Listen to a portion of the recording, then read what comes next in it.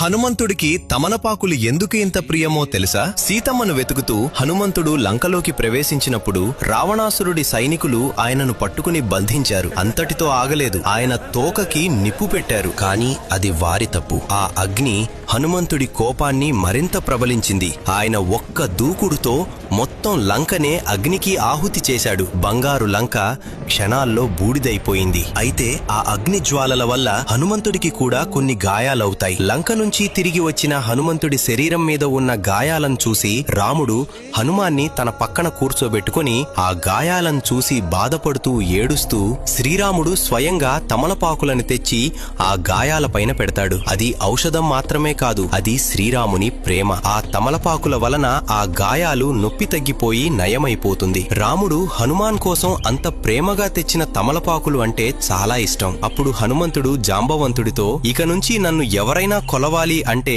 ఈ తమలపాకులతో ఒక మాల చేసి అర్పిస్తే వాళ్లను నేను అనుగ్రహిస్తాను, వారి కష్టాలను దూరం చేస్తాను, నా కోసం తమలపాకులు తెచ్చిన వారిని నేను రాముడిలా భావిస్తాను అని చెబుతాడు. మీరెప్పుడైనా హనుమాన్కి తమలపాకులు అర్పించారా? జై బజరంగబలి.